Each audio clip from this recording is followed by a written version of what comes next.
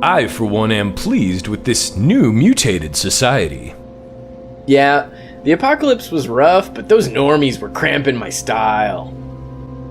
You get anything good while we were out scavenging this morning? I think you're really going to be impressed with these dirty rags. Ooh, I found a bowling ball-sized handful of dubious beetle meat. Dubious beetle meat?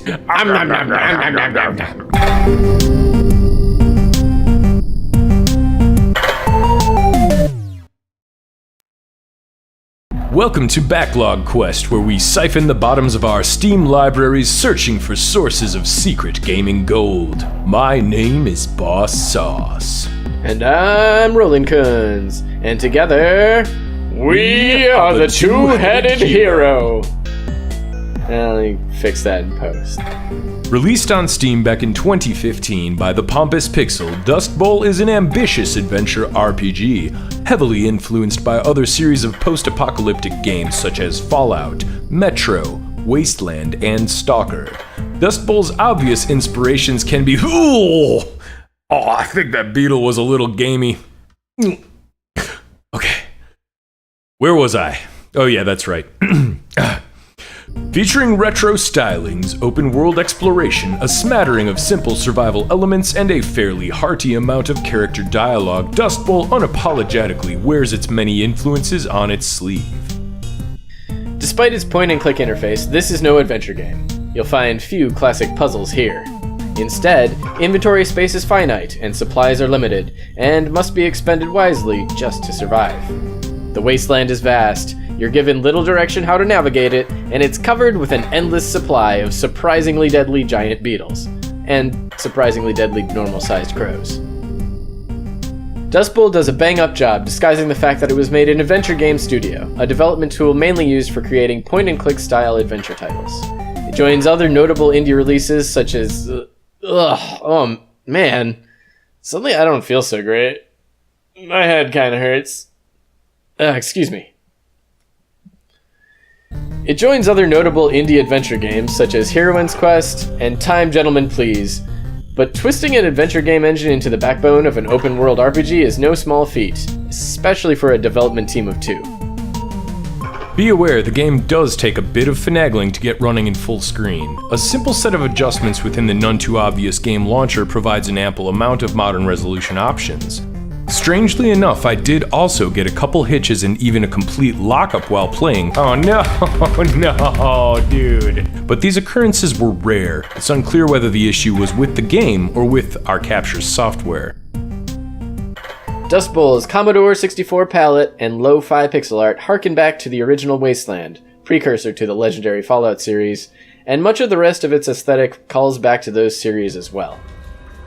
The sound seems to be mostly stock standard and sparingly used, but is effective enough as an audio backdrop to the gameplay.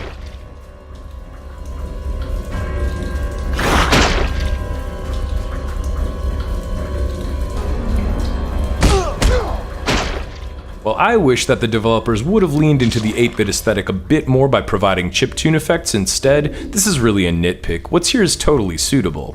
When it comes to both visuals and gameplay, Dustbowl is a retro time capsule. It's clear the developers adore the Commodore 64.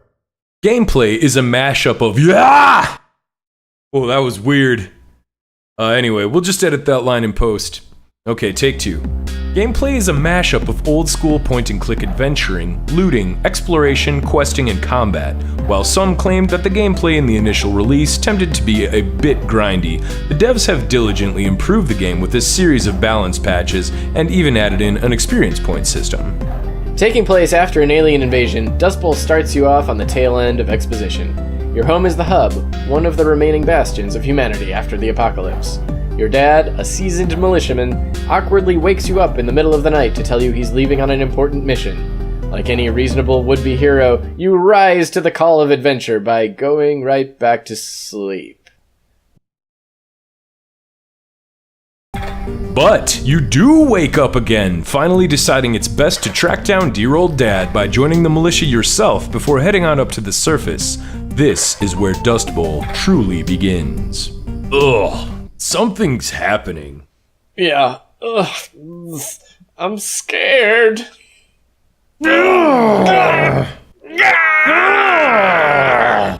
Oh, what the hell, man? I am a complete sucker for post-apocalyptic games, full stop. From the blocky yet stylish graphics to the Fallout-influenced enemy designs, desolate pixel art landscapes, and gaunt yet charming character sprites, Dustbowl's visuals push every button on my internal nostalgia meter.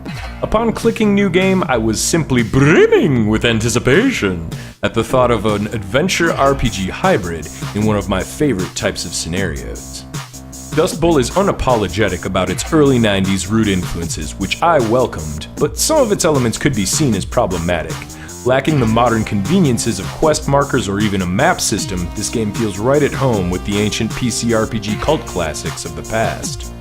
Your quest log is sprinkled with tongue-in-cheek references to other post-apocalyptic titles, but contains only sparse mission details. Therefore, clues must be gleaned from conversations in true old-school fashion, a detail I really appreciated. A slight amount of pixel hunting is also required for some of the side quests, which is compounded by the small screen real estate. Oh no, I can feel another wave of brewing! Oh god. Oh man, there's no way this can be permanent, right? Yeah, I'm sure we'll just shed this all in a few days. Sorta like a snake skin. Oh, good. Wish I'd have got a cooler mutant power, though. It's real hard to click with this tentacle arm. Yeah, man. It's really gonna affect our KD ratio. What'd you end up with? Dustbowl leans into its ancestors' harshness with a front-loaded difficulty curve, and adds its own annoyances, but these seem like acceptable grit. One does not walk through the desert and expect to leave with no sand in one's shoes, after all. The only glaring omission is a lack of choice in how the player handles obstacles. Almost from the jump, the early Fallouts gave us myriad options in the face of most any quest or encounter: diplomacy, stealth, exploration, or combat. Dustbowl's smaller scope limits us to one basic path, combat, and so the meat of the game, besides exploring, becomes figuring out how best to optimize resource usage for those battles. All that being said, Dustbowl succeeds handily at giving players the sense of a vast, dangerous world to explore and survive. Definitely worth a look. Other than the aforementioned technical gripes, combat is probably my biggest issue with Dustbowl, as it essentially takes the form of a power meter normally seen in golf games. It's passable, but rather shallow. For my tastes, I would have preferred a turn-based system with further depth, abilities, and item use. However, for me, the sense of exploration, adventure, and general retro nostalgia far outweighs these minor details. Dustbowl started out as somewhat of a hardcore headache, but really grew on me after I figured out how to run it properly and finally got over the early game's difficulty. This game truly tickles my thinker, and now stands as a pretty solid alternative for those looking to scratch the retro adventure or RPG itch. It's open! Wow, Luigi! A couple of those giant bugs followed us home. Well, I can load. No, wait, it's a mating pair! Trust me, this is an investment. We're gonna saddle up and start our own beetle ranch, partner. Wait, no more scavenging? Woo-hoo, doggers! Yeah!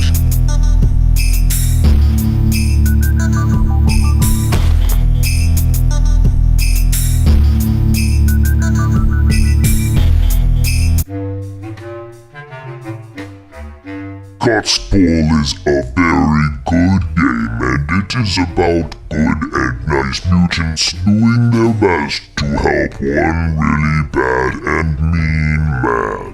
Yeah, mean. Here is picture of mutant trying to make him snack, but the man just punches him a lot.